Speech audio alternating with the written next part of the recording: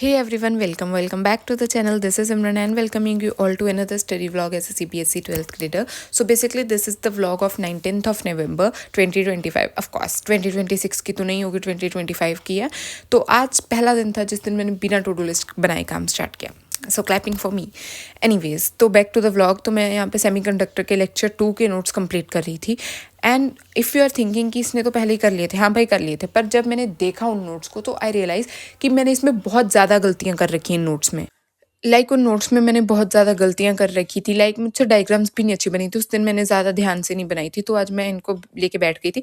But फिर भी मुझसे कंप्लीट नहीं हो पाया. जो लास्ट में था ना, full wave rectifier, half wave rectifier, तो उनकी डायग्राम्स मुझे थोड़ी सी कॉम्प्लिकेटेड लगी, जो मेरा बनाने का मन नहीं था. आई डोंट नो वाई, मुझे ये डायग्राम्स वगैरह बनानी अच्छी नहीं लगती.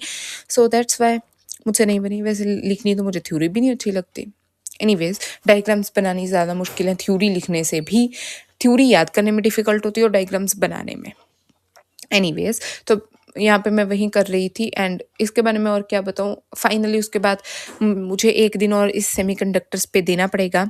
एंड उसके बाद भी मुझे लर्निंग वगैरह का काम करना पेंडिंग है. वो तो हर चैप्टर का ही पेंडिंग है. Anyways, so hey guys, it's currently 12:23 and I'm done with physics पे अभी मेरी कंप्लीट नहीं हुई है. उसमें मैंने सेमीकंडक्टर्स के लेक्चर 2 के मैं नोट्स कर रही थी.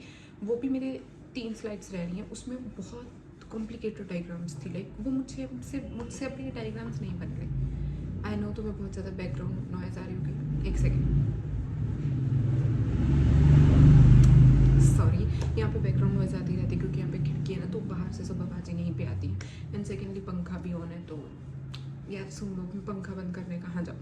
तो अभी मैं फ़िज़िक्स करके हट चुकी हूँ. बस इससे ज़्यादा मुझसे नहीं होगी. जिस दिन मुझसे सेमीकंडक्टर के नोट होंगे ना, मुझे भी नहीं पता वो दिन कब आएगा. एंड एनीवेज, अभी हम स्टार्ट करते हैं मैथमेटिक्स में. आई विल डू प्रोबेबिलिटी वाला चैप्टर आज कंप्लीट करना है मुझे. ये मेरा आई थिंक आधे घंटे का लेक्चर रह गया approx. So let's do it. So उसके बाद मुझे एक ओसवाल की तरफ से एक पार्सल रिसीव हुआ था. That is the sample papers of Oswal books. So before moving further in this vlog, I want to tell you about this sample question papers. And we all know Oswal कितनी ज़्यादा फेमस कंपनी है अपने sample papers के लिए. इसका तो बताने की ज़रूरत ही नहीं है. हर साल ये कितने स्टूडेंट्स को हेल्प करते हैं इनके sample question papers.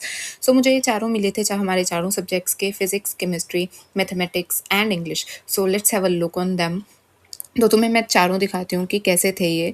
So here are these 4 sample papers that I got. And you can also buy these sample papers of course. And तो मैं एक में डिटेल में दिखाती हूँ केमिस्ट्री का.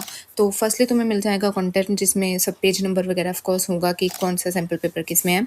And next is trend analysis, जिसमें तुम्हें हर साल मतलब पिछले 3-4 साल से किस चैप्टर में से कितने नंबर के क्वेश्चन आ रहे हैं वो तुम्हें मिल जाएगा.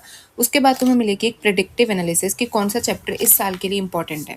उसके बाद तुम्हें मिलेगा 2025 का पेपर एक टॉपर से सॉल्व्ड, जिससे तुम्हें आंसर राइटिंग कैसे करनी है उसमें भी हेल्प मिलेगी. उसके बाद तुम्हें मिल जाएंगे हर चैप्टर के mind maps and on tips notes, जिससे हर चैप्टर को तुम रिवाइज कर सकते हो अच्छे से. And these are the some sample papers. And उसके बाद लास्ट में मिलेंगे तुम्हें high probable questions. And you can also buy this and use my coupon code Simran10 for extra discount. So you can also buy Oswal के sample question paper. तुम्हें link मिल जाएगा description box में और पिंड कमेंट में.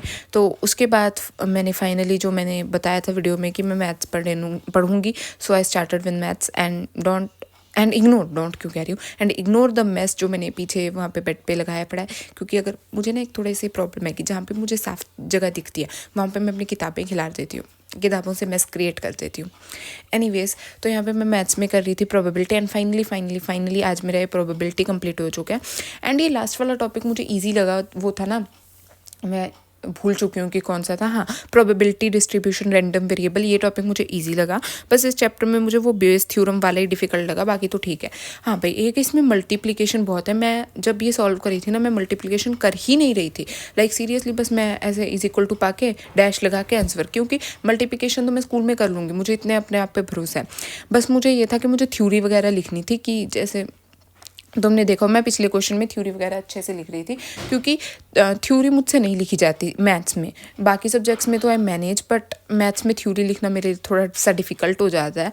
मतलब पर एग्ज़ाम में तो स्टेप मार्किंग होती है, इसलिए लिखने पड़ेगा. सो मैं वहीं लिख रही थी यहाँ पे. एंड तुम देख सकते हो मैं यहाँ पे आंसर पूरे नहीं निकाल रही थी, क्योंकि मल्टीप्लिकेशन और जो लास्ट में स्टैंडर्ड वेरिएंस और वेरिएंस का वाला टॉपिक था, उसके मैंने कोई क्वेश्चन तो सॉल्व नहीं किए थे, बस मैंने देख लिया था। तो मेरा चैप्टर कंप्लीट हो चुका है, वो क्वेश्चन मैंने ऐसे ही लिख दिया था, वो आगे नहीं था, मैंने मतलब किया नहीं स्टैंडर्ड वेरिएंस और वेरिएंस वाला।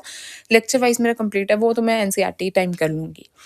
एंड उसके बाद at evening I finally started with chemistry. Chemistry में I was doing of course aldehydes, ketones and carboxylic acid. ये चैप्टर भी मुझे नहीं पता मेरा किस जन्म में कंप्लीट होगा। एनीवेज, तो यहाँ पे बताती हूँ क्या हुआ। मैं अच्छे से पढ़ रही थी, आज मैंने सोचा था मैं 1.5-2 घंटे का लेक्चर कर लूँगी, अपनी औकात से बाहर सोचा था। एनीवेज, बट सोचा था कि मैं इतना चैप्टर कंप्लीट कर लूँगी, पर उसके बाद मुझसे क्या हुआ, मुझसे नोट्स बनाने में थोड़ी सी गड़बड़ी हो गई। सर ने थोड़ी सी स्लाइड आगे की, मैंने वो छाप लिया। मतलब फिर सर, जब मैंने वीडियो चला के देखी तो सर ने कहा कि इससे पहले एक और टॉपिक करना है। लाइक सीरियसली भाई। तो बस मुझे वो उसके बाद ना एक पेज सा चिपकाना पड़ा अपने नोट्स में। उसके बाद आई गॉट फ्रस्ट्रेटेड, क्योंकि मुझसे अगर मेरे नोट्स अच्छे नहीं बनते ना, मुझे फ्रस्ट्रेशन आ जाती है। तो मैंने वो काम थोड़ा सा और करने के बाद मैंने छोड़ दिया। एनीवेज, तुम्हें दिखेगा हाँ, अभी मुझे रियलाइज़ हुआ था कि मैं एक टॉपिक करना भूल चुकी हूँ।